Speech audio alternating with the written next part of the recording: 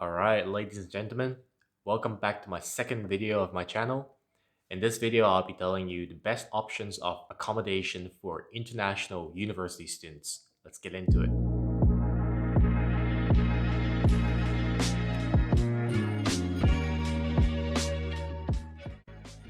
So the structure of this video is going to be me talking about some good options of accommodation, as well as some pros and cons. Following that will be in my opinion, the best option of accommodation, as well as the benefits and the drawbacks. So for our first good option, we have the university apartments. In this particular example, I'll be using the 303 Royal Parade University apartment provided by University of Melbourne. So if you're an international student like me and you're in your first year, you haven't been to Melbourne yet, you want to secure a place that you can live in, right? So university apartment would be a very good choice because as long as you apply early, it is guaranteed that you're able to secure a spot. Moreover, with its shared room structure, you have a good balance between your private and public life. And of course, if you're willing to pay a little bit more, you're able to rent a student apartment which has its own toilet, little kitchenette, while still having the benefits to grant access to these public areas such as the gym, the libraries, and so on and so forth. And more importantly, for just $420 per week, most of your utilities are provided, including your internet, your electricity, your water, your gas. So you don't have to worry about nothing. Now, speaking of the drawbacks of such university apartments, I gotta mention about the lack of true private place.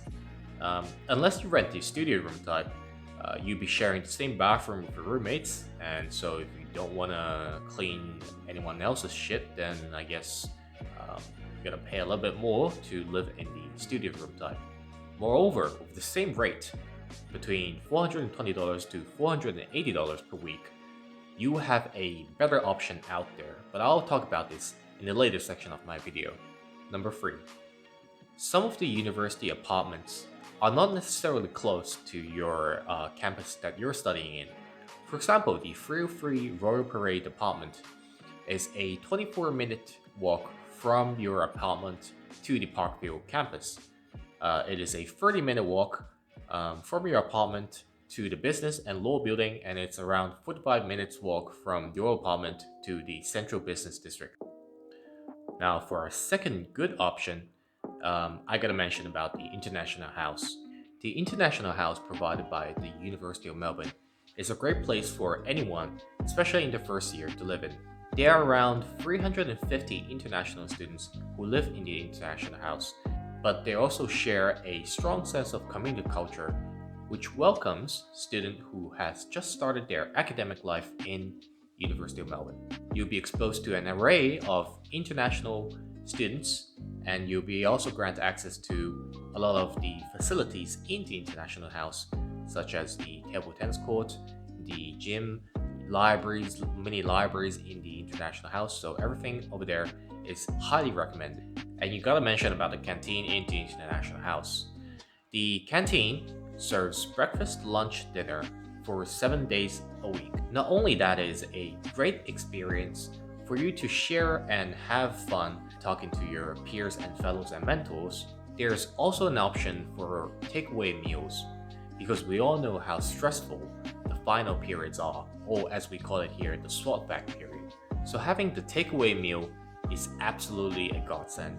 Now, of course, there are some drawbacks in living in the International House. First and foremost, the meals. Some of the students may find it okay, but some of the students may find it mediocre. So it really all depends.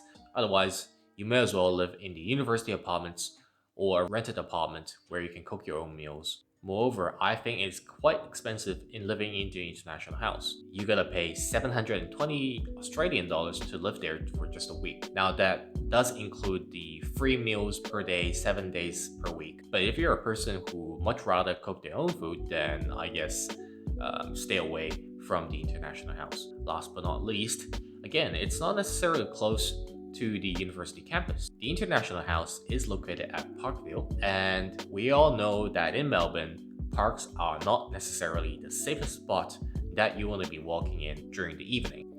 Now, as some of you may know, last year there's an international student who has been killed when she was going back home from the comedy club in North Melbourne.